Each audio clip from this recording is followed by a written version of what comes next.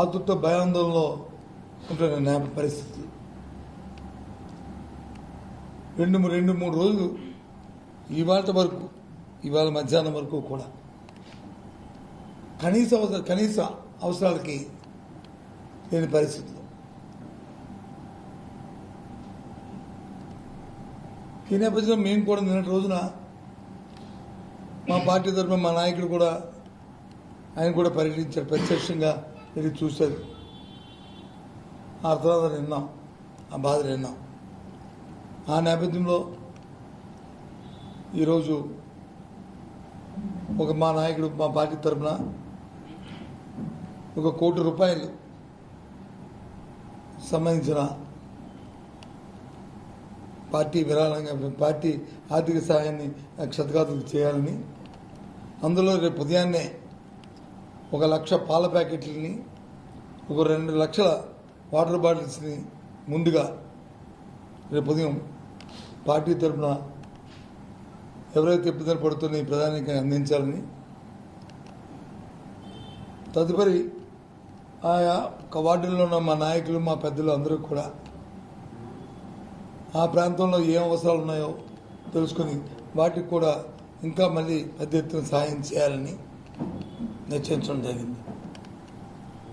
రేపు ఉదయం 6 గంటల నుంచే ఈ సహాయక కార్యక్రమాలని వీరికి అందించే ఏర్పాటుని రేపు చేస్తాం. ఇకపోతే గత 2 రోజుల నుంచి ముఖ్యమంత్రి గారు ఆయన పర్యటిస్తున్న నేపథ్యంలో ఆయన చెప్పిన మాటల్ని వాటిని నేను టీవీలో చూస్తాను. ఆయన సాక్షాత్ ఆయన నోటితో విన్నాం, భోజనం పెట్టలేకపోయాము వాళ్ళని అని అధికారుల్ని అదిలించడం చూసాం. చంద్రబాబు నాయుడు ముఖ్యమంత్రి ఒక్కరోజు ముఖ్యమంత్రి కాదు, ఆయనే చెప్తుంటాడు, నా అనుభవం, నా విజను, నా ఆలోచన అని మాట్లాడుతుంటాడు. ఒక విషయాన్ని సూటిగా ఈ ప్రభుత్వం పరిపాలిస్తున్న చంద్రబాబు నాయుడు గారిని వారి యంత్రాంగాన్ని అడుగుతున్నాం. ఈ అధిక వర్షాలు వస్తాయని ఇది మీకు ఫోర్కాస్ట్ ముందుగా వచ్చిందా లేదా, మీకు ఇన్ఫర్మేషన్ వాతావరణ శాఖ మీకు తెలియపరిచిందా లేదా? తెలియపరిచినప్పుడు మీ ముఖ్యమంత్రి కార్యాలయము కానీ లేదా విపత్తులకు సంబంధించిన యంత్రాంగం, రెవెన్యూ యంత్రాంగం కానీ ఏ చర్యలు ముందుగా తీసుకున్నారో ప్రజలకు చెప్పవలసిన అవసరం ఉంది. మనకు ముందుగా ఫోర్కాస్ట్ వచ్చినప్పుడు ముందుగా ఏ ప్రభుత్వమైనా సరే కామన్ సెన్స్ పాయింట్ ఇది, ముందు ఎస్టిమేట్ వేసుకుంటాం. ఎంత వర్షపాతాన్ని రాబోతుందని మనకి వాతావరణ శాఖ తెలియపరుస్తుంది, ఎంత వర్షపాతం నమోదు అవబోతుంది, దానికి తగ్గ ఏర్పాట్లు చేయాలనేది ముందుగా ఆలోచన చేస్తాం. అది సహజం. అది దీనికేమి పెద్దగా మనకేమి పేచీలు చేయక్కర్లేదు, చదువుకోక్కర్లేదు, కామన్ సెన్స్ పాయింట్. అందులో అనుభవం ముఖ్యమంత్రి ఇంకా ముందుగా ఆలోచన చేసుకోవాలి.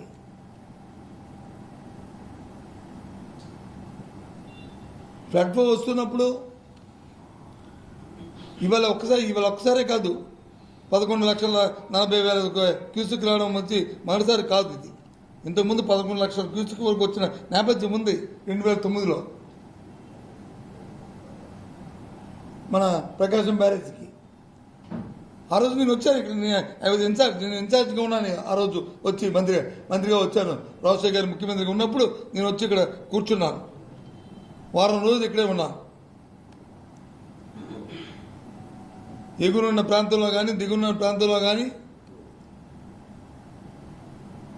గంటలు పడిపోతే గంటలు ఏ విధంగా పోర్చాలి, ఏ విధంగా ఫోర్కాస్ట్ చేసుకోవాలి, అక్కడ నుంచి నాగార్జున సాగర్ నుంచి, శ్రీశైలం నుంచి, నాగార్జున సాగర్ నుంచి, పులిచెంతల దగ్గర నుంచి మానిటరింగ్ చేసుకోవచ్చు వాళ్ళం. మేము ప్రతి 10 నిమిషాలకి ప్రతి హాఫ్ అన్ అవర్కి అక్కడ ఉన్న ఫ్లోన్ అంతటినీ కూడా ఎస్టిమేట్ చేసుకుని కిందకి నీరు వదులుతూ ఆ కార్యక్రమం చేశాం. ఇక్కడ ఉందా? ఎంతసేపు ఆడిపోసుకోవడం, గత ప్రభుత్వాల తాలూకు తప్పిదనాలు చెప్పడం. మోహనదేవుడును వైఎస్ఆర్సీ పార్టీ లేకపోతే జగన్మోహన్ రెడ్డి గారు ఇద్దరును కొలీగ్సా, ఫ్రెండ్సా? ఈయన చెప్తే ఆయన వర్షం పడిపోవడానికి ఏంటిది? నడుస్తున్నప్పుడు పైన ఉన్న రిజర్వాయర్ నుంచి ఒకటిగా పులిచింత దగ్గర నుంచి అక్కడ నుంచి శ్రీశైలం దగ్గర నుంచి కింద ఉన్న నాగా దగ్గర నుంచి శ్రీశైలం దగ్గర నుంచి మనం వచ్చి దాన్ని ఖాళీ చేసుకుంటూ ముందుగా దాన్ని ఫోర్కాస్ట్ చేస్తూ కిందకి నీరు వదులుకునే పరిస్థితులు చేసుకోవాలి. ఏమైనా మానిటరింగ్ ఏమైనా జరిగిందా? జరిగితే చెప్పండి. నేను సూటిగా ప్రశ్నిస్తున్నాను.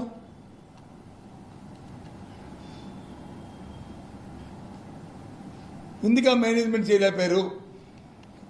ఏమైంది మీ ఆలోచన? ఏమైంది మీద ఉన్న అధికార యంత్రాంగం ఏ ఆలోచన చేసింది? ఏం చేస్తుంది ఇరిగేషన్ శాఖ? ఏం చేస్తున్నారు మేధావులు? మీ దగ్గర ఉన్న అడ్వైజర్లు మీరేం చేస్తున్నారు? ఇది మానవ తప్పిదం కాదు, ఇది ప్రకృతి వైపరీత్యం. ఎక్కువ వర్షం, అధిక వర్షం పడడం ఓకే.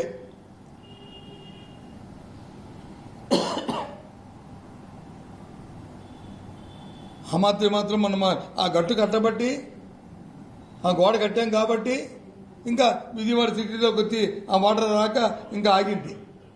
లేకపోతే ఎంత ప్రాణ నష్టం జరిగేది, ఎంత ఆస్తి, ఇప్పటికే ఎంతో ఆస్తి నష్టం జరిగింది. ఎంత ఆస్తి నష్టం జరిగింది ఇంకెంతో ఆ గోడ కట్టకపోతే.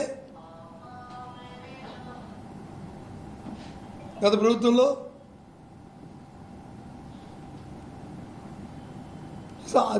చూస్తున్నాం, మేము ఆలోచన చేస్తున్నాం. ఎక్కడా కూడా ఏ కోసాన్ని కూడా ఎంతసేపు ఇదే. ఇంత వర్షం, అధిక వర్షాలు వస్తాయి, ఎంత వచ్చి ఇండాంటి అవుతుంది, ఇంత ముంపు అయిపోతుంది, ఇంతమంది ప్రజలు ఎఫెక్ట్ అవుతారు, ఇంతమంది కుటుంబాలు ఎఫెక్ట్ అవుతాయి అని మీరు ఒక ఫోర్కాస్ట్ మీద ఉంది కదా. పక్కన నుంచి జిల్లాలు ఉన్నాయి కదా. కనీసం భోజనం వండించి తెచ్చి పెట్టే పరిస్థితి లేదా? ఇదేనా అన్స్పెక్టెడ్గా వచ్చిందా? ఇదేనా అన్స్పెక్టెడ్గా వచ్చిందా చెప్పండి. ఇది ముందే ఫోర్కాస్ట్ ఉంది కదా మనకి. వస్తాయి, అధిక వర్షాలు పడతాయి, ఇంత వర్షపాతం నమోదవుతుంది, ఇంత వర్షపాతం వస్తుంది అని చెప్పి మీకు తెలియజేస్తారు కదా. దానికి తగ్గట్టు ఆ నీరు, పాలు, దానికి తగ్గట్టు ఆహారం ఉంచుకోవాల్సిన బాధ్యత ప్రభుత్వానికి లేదా?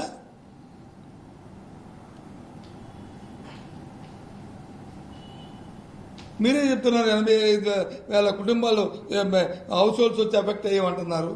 అంటే సుమారు 2 లక్షల మంది వరకు కూడా ఎఫెక్ట్ అయింది మీరే చెప్తున్నారు. హౌస్ హోల్డ్స్ ఎఫెక్ట్ అయ్యంటే ఇంటూ 3 వేసుకుంటే 2 లక్షలు సుమారు ఉంటారు. 3 లక్షల ప్యాకెట్ ఫుడ్ ప్యాకెట్స్ వచ్చి తయారు చేస్తామంటున్నారు. ఏ విధంగా? అందులో మళ్ళీ సింహాచల దేవస్థానం నుంచి, దుర్గమ్మ దేవస్థానం నుంచి పుల్లలు తీసుకొచ్చి 10 రూపాయలు తీసుకొచ్చి మళ్ళీ దాంట్లో కూడా ఇచ్చామని మరి చెప్తున్నారు.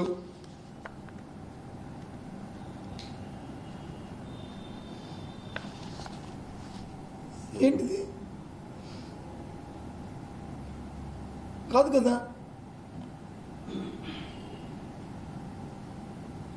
నిన్న రోజున టీవీలో చూశారు, నిన్న రాత్రి తెచ్చారు, ఎక్కడ పడవల్లో తిరుగుతున్నారు. ఒక 5-6 పడవలు వచ్చి ముఖ్యమంత్రి గారికి తప్పదు, ఆయన రక్షణకి, ఆయన తాలూకా మందికి, ఆయన మంది మాగతులకి, వాళ్ళకి 4-5 పడవలు వాళ్ళు తిరుగుతున్నారు. ఇంకొక 8-10 పడవలు వచ్చి ప్రజలు తిప్పడానికి పెట్టారు. వాళ్ళు పెడితే వాళ్ళు ఏం చేస్తారండి? ఒక్కొక్క వ్యక్తిని తీసుకెళ్ళడానికి 1000 నుంచి 2000, 5000, 10,000, 50,000 ఆ ప్రాణానికి వచ్చి ఖరీదు కట్టి చేస్తుంటే ఏం చేస్తుంది యంత్రాంగం?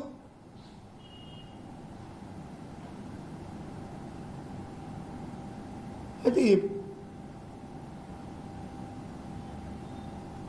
చూసాం. ఆ రోజు 2009లో వచ్చి, రేపల్లో వచ్చి అది దాన్ని గండి పెడితే అప్పటికప్పుడు రాత్రి మీద కృష్ణపట్నం నుంచి సుమారు 200 లారీలు పెట్టి అక్కడ నుంచి స్టోన్ తీసుకొచ్చి, బౌల్స్ తీసుకొచ్చి ఆ గండిని పూడ్చిన చరిత్ర ఉంది. మన ప్రభుత్వ అధికారులకి అంత సామర్థ్యం ఉంది.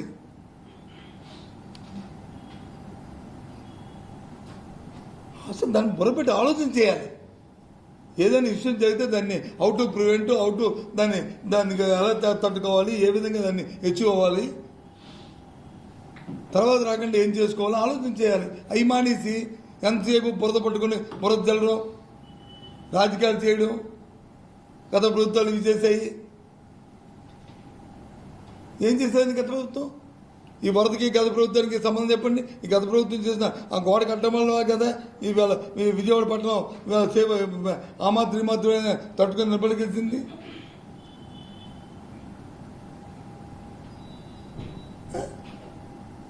ముడిమేరులో వచ్చి ఇలాంటి వచ్చినప్పుడు బ్యాక్ వాటర్ వస్తుంది, బ్యాక్ వాటర్ నుంచి ఆ ప్రాంతం అంతా కూడా మునిగిపోతుంది, అందుకు ముడిమేరు గండిపడే పరిస్థితులు ఉంటాయని ఆలోచన కూడా ఉంది కదా.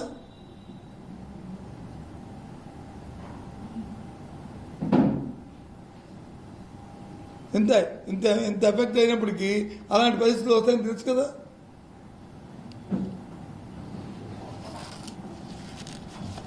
నేను అందుకే సూటిగా అడుగుతున్నాను, అందుకే మీకు ఈ విషయం తెలిసినప్పుడు, ఈ అధిక వర్షాలు వస్తాయని ముందుగా మీకు తెలియపరిచిన వాతావరణ శాఖ మీకు ఇన్ఫర్మేషన్ ఇచ్చినప్పుడు, మెట్రాలజీ డిపార్ట్మెంట్ మీకు చెప్పినప్పుడు, మీరు దీని మీద ముందుగా ఏదైనా ఒక సమావేశమైన ముఖ్యమంత్రి గారు మీ ఆధ్వర్యంలో మీ సీఎంఓ నుంచి పెట్టారా? పెడితే దాని పూర్వపరాలు చెప్పండి. లేదు మంత్రులు, దానికి సంబంధించిన మంత్రులు ఎవరైతే ఉన్నారో వాళ్ళు ఏమైనా పెట్టారో, పెడితే వాళ్ళు ఏం చెప్పండి. లేదు అది ఏమనంటే రాజకీయాలు మాట్లాడారు, ఏమైనా మాట్లాడారు. కలెక్టరేట్లో పడుకున్నాం, బస్సులో పడుకొని చేస్తాం, సంతోషమే. బస్సులో పడుకొని ఎందుకు చేస్తాం? హైదరాబాద్ నుంచి వచ్చి ఇక్కడ వచ్చి పర్ఫెక్ట్ అయితే నువ్వు బస్సులో పడుకుని చేసామంటే అర్థం ఉంది. మీ ఇల్లు ఎంత దూరం ఆ బస్సుకిను మీ ఇల్లుకిను చెప్పండి. ముఖ్యమంత్రి ఇంటికిను బస్సులో పడుకున్న కలెక్టరేట్కి ఎంత దూరం?